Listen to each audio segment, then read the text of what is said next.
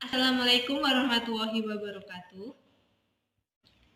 Ørsted pertama kali melakukan percobaan untuk membuktikan ada tidaknya hubungan antara arus listrik dan medan magnet.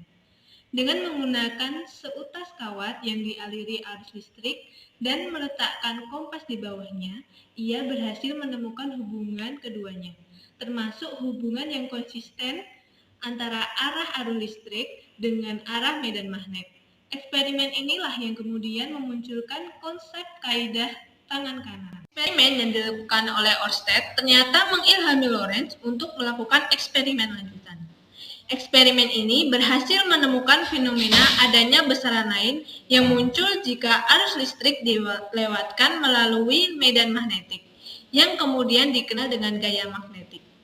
Ketiga besaran ini bersifat konsisten, yang kemudian menyempurnakan konsep kaidah tangan kanan yang telah ada. Banyak peralatan dalam kehidupan sehari-hari yang bekerja dengan prinsip yang ditemukan oleh Lorentz ini. Di antaranya galvanometer, multimeter, dan motor listrik. Pemikiran terhadap kedua fenomena tersebut ternyata tidak berhenti begitu saja. Faraday kemudian mengajukan sebuah hipotesis bahwa arus listrik dapat ditimbulkan oleh perubahan medan magnetik dalam suatu luasan tertentu. Hipotesis ini terbukti kebenarannya hingga sekarang dan mengilhami banyak orang untuk menciptakan peralatan seperti dinamo sepeda.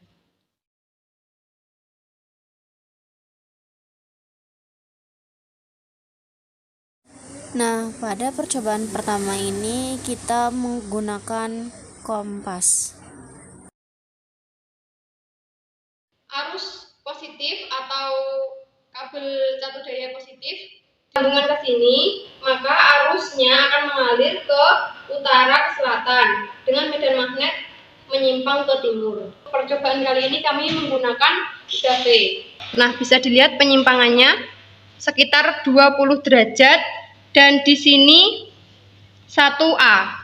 Nah, untuk jarak antara kawat kompas sendiri bisa diukur dengan penggaris, yaitu sekitar 1,5 cm.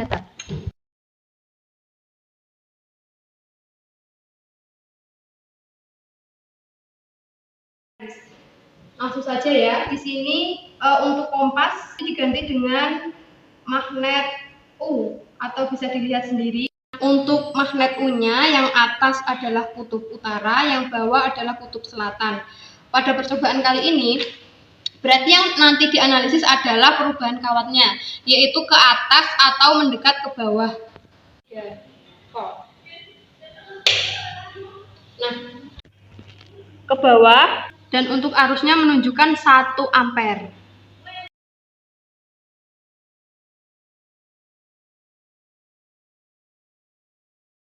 Batangnya kita variasi utara selatan dan gerakannya masuk dalam lilitan kumparan ini cepat dan kategori lambat.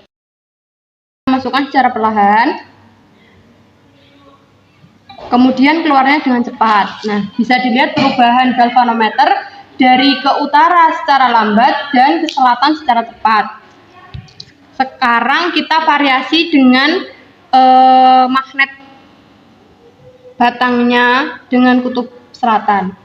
Kita masukkan secara lambat, galvano mengarah ke selatan dan kita keluarkan secara cepat. Galvanometer menunjukkan arah utara secara tepat.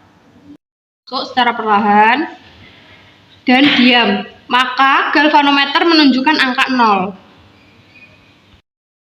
Dimasukkan secara perlahan dan ketika diam, galvanometer menunjukkan angka 0.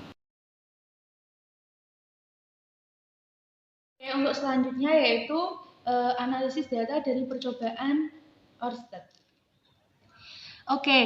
Tadi kan menggunakan kuat arus 1 ampere.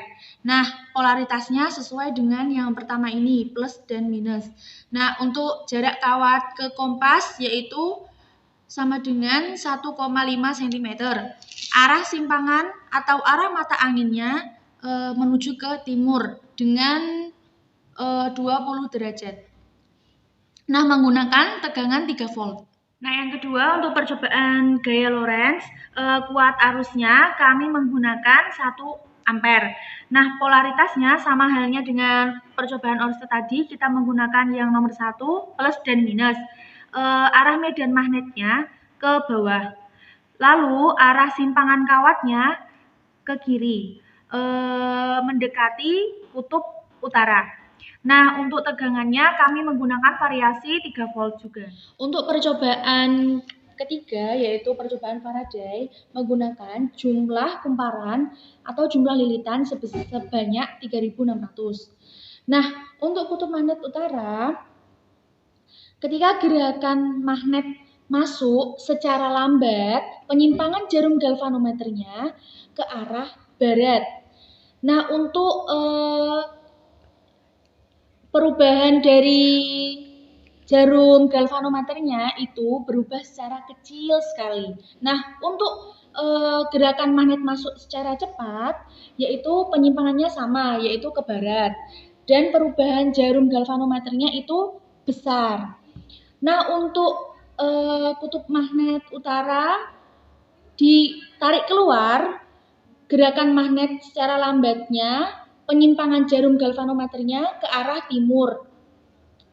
Jarum dari galvanometernya itu bergerak secara kecil. Lalu ditarik keluar secara cepat, arah dari penyimpangan jarum galvanometernya itu sama, yaitu timur. Arah jarum dari galvanometernya itu besar. Nah, lalu untuk yang kutub magnet selatan, ketika masuk secara lambat dan cepat itu sama, arah penyimpangan jarum galvanometernya yaitu ke timur. Namun perbedaannya yaitu jika lambat, arah jarum dari galvanometer itu bergeraknya kecil. Yang cepat itu bergeraknya jarumnya itu besar. Nah, untuk yang kutub magnet selatan ditarik keluar secara lambat dan cepat, penyimpangan jarum galvanometernya arahnya itu sama, yaitu barat. Namun yang berbeda adalah jarum dari galvanometernya. Yang lambat itu jarumnya bergerak secara kecil. Yang cepat itu bergeraknya secara besar. Ketika kutub utara maupun selatan, jika diam, nilai galvanometernya menunjukkan angka 0 atau tidak bergerak.